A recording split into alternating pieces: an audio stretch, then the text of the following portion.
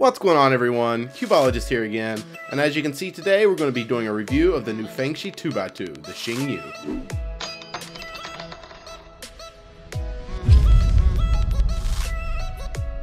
So the Cubicle was nice enough to send me this puzzle about a week ago, and I've been really happy with it. Been playing with it constantly. I don't really solve 2x2 that much, but this week I've probably done, I don't know, 200 or 300 solves, which is totally out of character, but I just wanted to give this cube a chance and I wanted to play with it as much as possible before I did this review. So first off, I want to talk about some things that I don't necessarily like about this cube, and I'll end on all the positive things.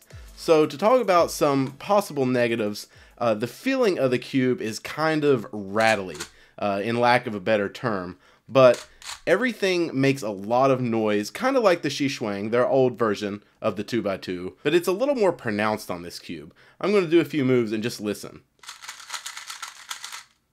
It moves really quickly, and that's a good thing, but the sound drives me crazy. I have to solve with headphones on because it's just so loud. Let me show you my Dayan 2x2 here and listen to it. My turning's horrible, but you can hear a large difference in the sound. So there's that one, and here's the Fengshi.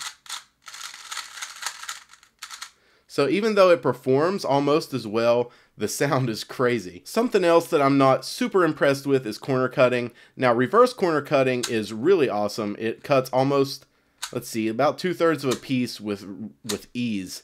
There's zero lockups, and you barely have to put any pressure at all on it. But corner cutting forward, sometimes, I've done a lot of work on this cube, so it actually cuts almost 45 on all the sides now.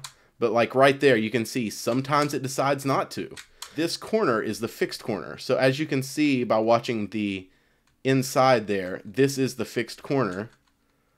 And it just, I don't know what it is, but whenever you're doing it with the fixed corner, no matter how you tension the cube, you can't get it to cut 45, or I couldn't at least. And that leads me to my final negative about this cube. Whenever I corner cut with this corner at the bottom and I force it, I had a really bad problem. Let me take the cube apart and show you what I mean. So I've taken the cube apart here and I want to show you something.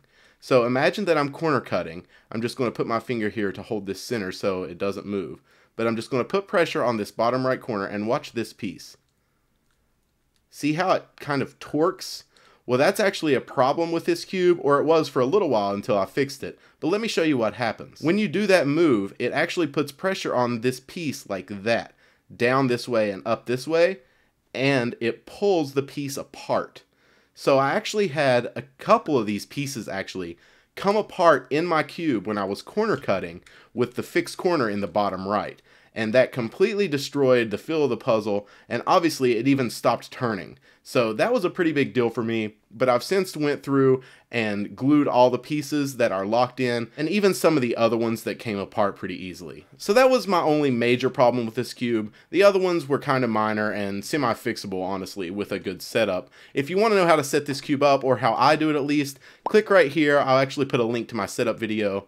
But if you don't want to put a lot of time into a cube and work with something in order to make it how you like it, this might not be the cube for you. There's actually cubes as good that require a lot less maintenance. But there's actually a lot of positives of this cube too, and let me talk about that. This is honestly one of the fastest 2x2s that I've tried.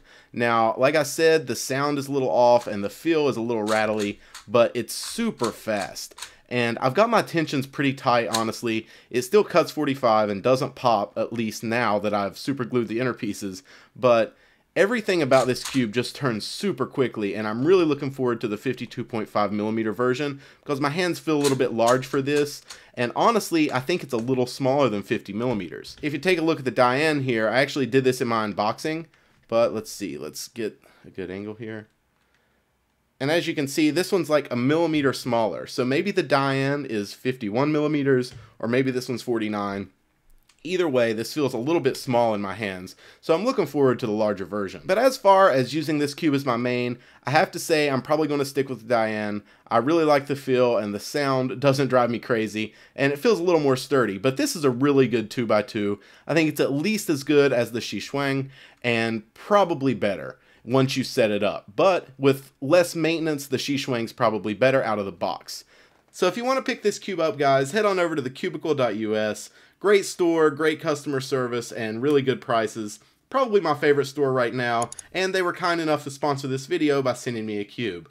So go check it out. It's only $12, which qualifies you for free shipping in the US, and they do ship internationally. So you can choose between black, white, and primary, and get faster, guys, because this is a really good puzzle.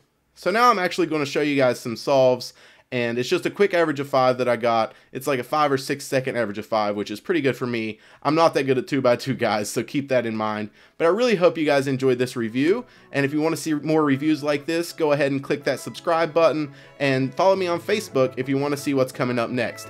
Give it a like if you enjoyed it, guys. It really helps me out, and you'll hear from me soon. Talk to you later, guys. Bye.